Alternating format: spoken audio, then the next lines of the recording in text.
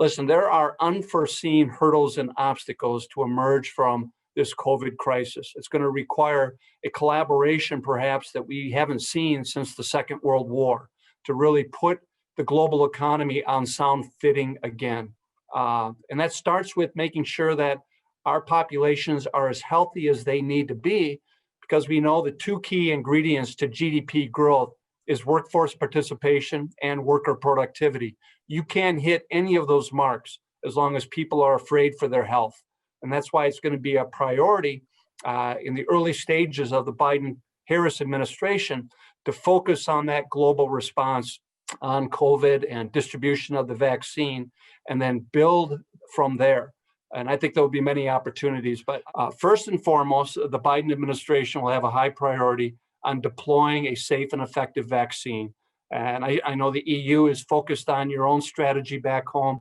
That's priority number 1, 2, and 3, to try to inoculate our population, make them safe, and then build back better. That's been Joe Biden's mantra during the course of the presidential campaign, what we can do to rebuild America in the wake of the coronavirus, and then working with our allies across the globe to strengthen and rebuild the global economy. And there will be opportunities to do that.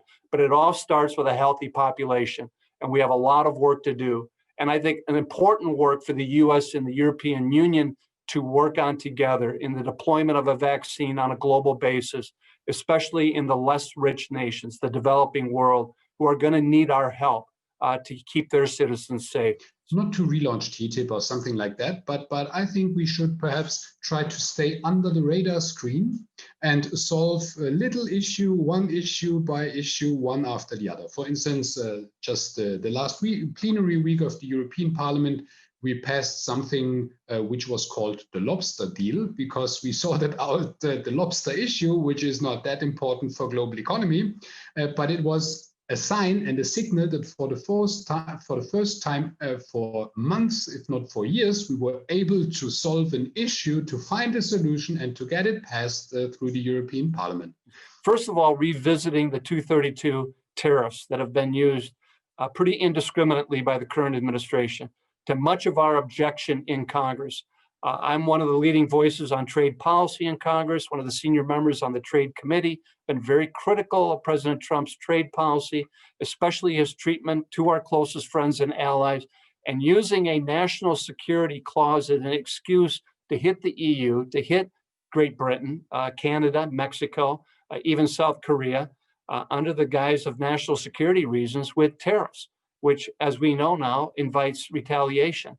It's silly to think that you guys pose a national security risk to the United States of America. The legislation that I've introduced on a bipartisan basis would roll back that authority, give Congress a greater voice before the imposition of these tariffs, so that we don't go down this dark alley again and turning on our friends when it comes to trade policy.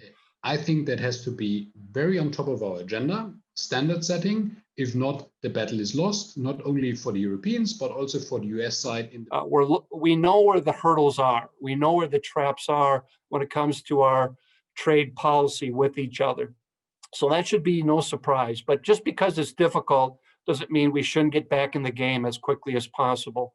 I'm still convinced that if the US and the EU can get on the same page with our trading rules, that will set the template for a global rules-based trading system that'll be hard for China to ignore, given their rise.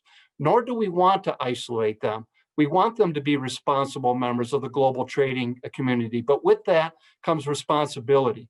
And that's where the US and the EU, in a collaborative fashion, could make clear the rules of trade that we expect other nations, including China, to abide by.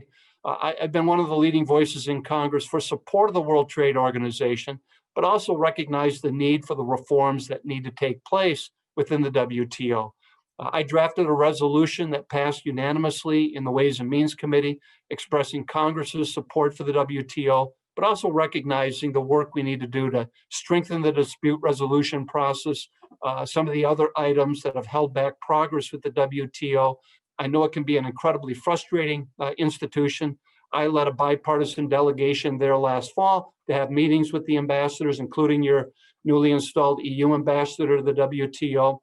We need to be doing more of that, But any organization that requires unanimity to make any progress is going to be hard and difficult. But it does still play a vital role of making sure that we do resolve trade disputes peacefully and not through self-help and not through force of arms.